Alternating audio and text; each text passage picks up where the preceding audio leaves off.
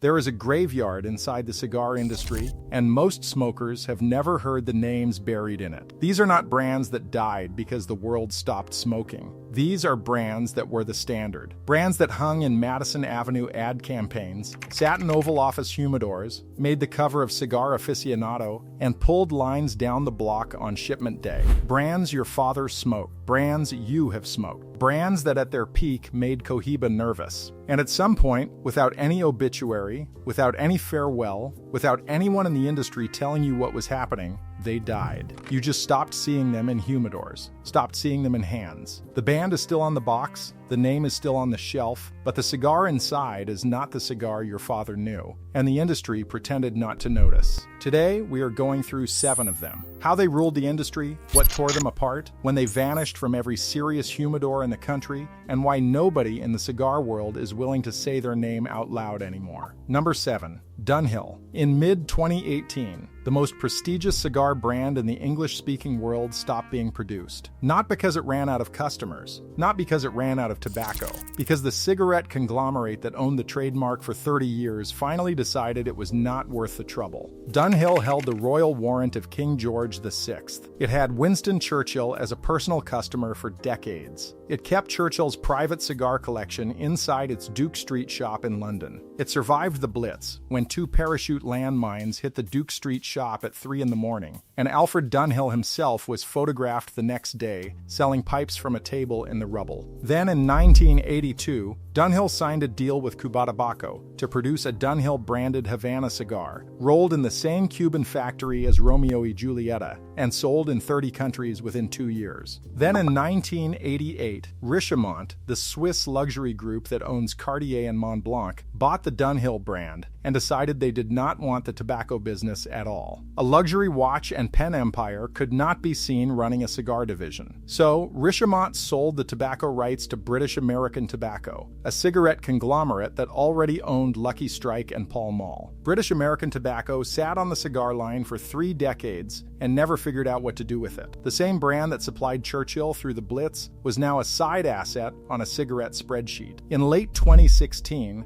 British American Tobacco announced the discontinuation. In their own words, Dunhill cigars made up a very small part of their overall business. In mid-2018, production stopped. The brand that defined what a luxury cigar meant in the 20th century is now a memory, killed by an owner that never wanted to sell cigars in the first place. Number 6. El Producto. And before any old-school smoker tells me the brand still exists, yes, El Producto still ships under Altadis right now, and yes, you can still find a pack at certain gas stations. But the El Producto that mattered, the El Producto your grandfather kept in his shirt pocket, that one was killed in the 1970s, and the executive who did it admitted it out loud. In its prime, El Producto did not just sell well in America, it was America. For 60 years it ran distribution in every American city, every barbershop, every cigar counter, every train station newsstand in the country. George Burns smoked 10 to 15 of them on stage every single day for over 70 years. Elvis Presley reached for them in private. Frank Sinatra kept boxes of them at the Sands. 300 of them got delivered to Burns at his Beverly Hills home every single month. And when the delivery was late, he sent his butler out to scour every Walgreens in Los Angeles for replacements. Then, in the 1970s, Consolidated Cigar Corporation made the decision that killed the brand. They stripped out the tobacco wrapper, stripped out the tobacco binder, replaced both with sheet tobacco, and rolled the whole thing flat to save margin. Sheet tobacco is ground up scrap mixed with glue. The same cigar that George Burns smoked on national television was now being made of dust and adhesive and sold to people who did not know the difference. Sales dropped 25% the first year and double digits every year after that. A Consolidated executive named Colucci eventually said it on the record in Cigar Aficionado. It was the wrong move, just a terrible decision to go to sheet, and El Producto got killed. El Producto did not lose to a competitor. It got executed by its own owner trading quality for margin, and the owner admitted it 30 years later when there was nothing left to save. Number 5. Muriel. In 1966, an American cigar brand bought a 30-second commercial slot during Super Bowl I, the very first Super Bowl ever broadcast. That cigar brand was Muriel. In its prime, Muriel did not just advertise on television, it owned television. They ran the longest celebrity cigar campaign in American advertising history. 19 straight years of commercials starring Edie Adams. Adams was Juilliard trained. She had a Tony Award. She had her own variety show. And the only reason she was selling cigars on national television was because her husband Ernie Kovacs had died in 1962, owing the ears hundreds of thousands of dollars. And Adams refused help from friends and paid the debt off by working every Muriel commercial slot for the next 19 years. Sales of the brand increased more than tenfold during her run. By 1973, Muriel was doing $40 million a year and spending $2.5 million on marketing, with the brand selling out of every drugstore counter and gas station spinner rack in America. Then in the late 1970s, Adams aged out of the campaign. Consolidated Cigar Corporation did not replace her, did not commission a new icon, and did not spend the money to defend the brand. They let it drift from Consolidated into Altadas into Imperial brands, each owner caring about Muriel less than the last. The same brand that bought the first Super Bowl commercial in history was now a footnote on a tobacco conglomerate balance sheet. Edie Adams died in 2008, the same year the marketing budget for Muriel had effectively gone to zero. Muriel did not lose to a competitor. It got buried by the silence of the company that owned it. Number 4. Te Amo. Every cigar in the world called a Toro today is named after a Te Amo box. The original packaging carried a bull facing a matador, and the size of the cigar inside that box became the industry-wide name for the most popular cigar shape on Earth. In its prime, Te Amo was not just popular in America, it was New York. The bold red Te Amo sign hung in the window of virtually every tobacco shop in the city, and the brand was known across the industry as the cab driver's cigar, the daily smoke of the working New Yorker. It was rolled by the Turrent family, 6 generations of Mexican tobacco growers from the San Andres Valley. In 1997,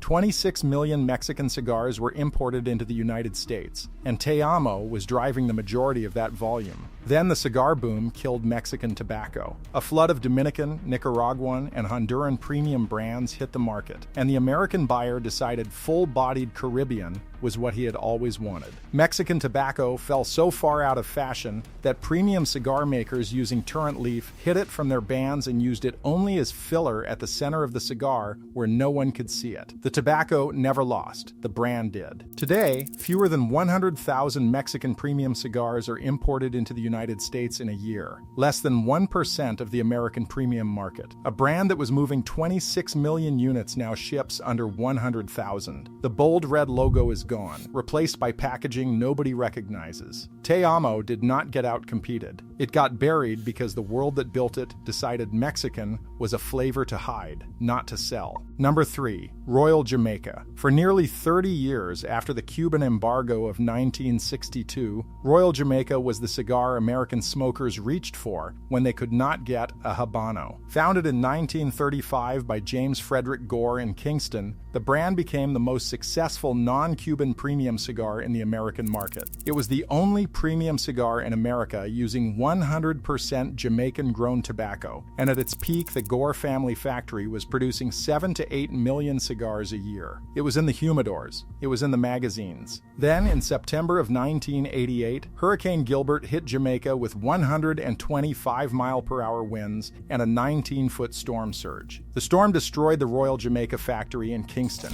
It took down 35 tobacco-curing barns, every single one filled with freshly harvested leaves. Jamaica sustained over $700 million in damages. Production of Royal Jamaica collapsed from 7 million cigars a year down to 4 million almost overnight. The Gore family sold the brand to Consolidated Cigar, which moved production to the Dominican Republic and stripped out the Jamaican tobacco that had defined the brand for 50 years. The Jamaican government taxed the rebranded cigar off the shelves in its own namesake country. The brand faded into nothing. Today, Royal Jamaica is sold under Casa de Monte Cristo, with 0 Jamaican tobacco in the blend. The name survives. The cigar inside is not Royal Jamaica. That is not a brand that died of natural causes. That is a brand that was buried under a hurricane and never dug back out. Number 2. Hav-A-Tampa. Hav-A-Tampa was not just a cigar brand. It built a city. The slogan, "Won't you have a Tampa cigar?" is the reason Tampa is called Cigar City to this day. And the Hav-A-Tampa Jewel was the first cigar in the world to use a wooden tip, a design that became the global standard for machine-made cigarillos. Founded in 1902 in Ybor City, the brand became one of the most recognizable cigars in American advertising history. By 1996, Hav-A-Tampa was manufacturing 859 million cigars a year and generating $140 million in revenue. Then the corporate hands started swapping it back and forth. In 1997, the brand was sold to Spanish tobacco monopoly Tabacalera for $275 million, folded into Altadas in 1999, and resold to Imperial Tobacco in 2008. In June of 2009, Imperial Tobacco shut the Ybor City factory. 500 employees in Tampa lost their jobs in a single day. Production was moved to Puerto Rico. The factory that had been the heart of Cigar City for more than a century went dark, and Tampa's run as a cigar manufacturing capital ended with it. Today, Hav-A-Tampa Jewels are still sold by ITG Brands, machine-rolled in Puerto Rico. The brand that built Cigar City no longer exists in Cigar City. The same brand that supplied American troops through 2 world wars is now struggling to keep retail floor space in the country it helped define. Number 1. Bering. If you have made it this far, this one matters more than any of the others before it. Bering was once one of the most respected machine-made cigars ever produced in America. The Corral Wodisca factory rolled Bering cigars in the same 4-story brick building at 14th and Columbus in Ybor City for 60 straight years. It was the daily premium smoke of working America. For decades, Bering was not a budget cigar. It was a hand-rolled premium that happened to be priced for the working man. Then in 1985, Swisher International bought Corral Wodisca, and the brand's American life began running out the door. Swisher already owned the discount cigar market with Swisher Sweets. What Bering offered was a heritage label with a 60-year reputation, a name they could move offshore and machine roll at premium margins. In 1990, Swisher moved Bering production from Tampa to Honduras and closed the Ybor City factory. The 4-story brick building was sold off. Today, it is an office complex. The Bering Cigars sign is still on the side of the building. You can drive past it right now. The brand that defined Ybor City for 60 years left behind a sign on a wall nobody connects to cigars anymore, while the cigars themselves are rolled in another country by a different company under the same name. This is the most complete erasure on the entire list, and the reason nobody flagged it is because the name still ships, the sign still hangs, and the building still stands in Tampa. The shell stayed the same. Everything inside got moved out, replaced, and resold to people who do not know the difference. That is not a brand that died. That is a brand that was robbed in plain sight while the storefront stayed lit.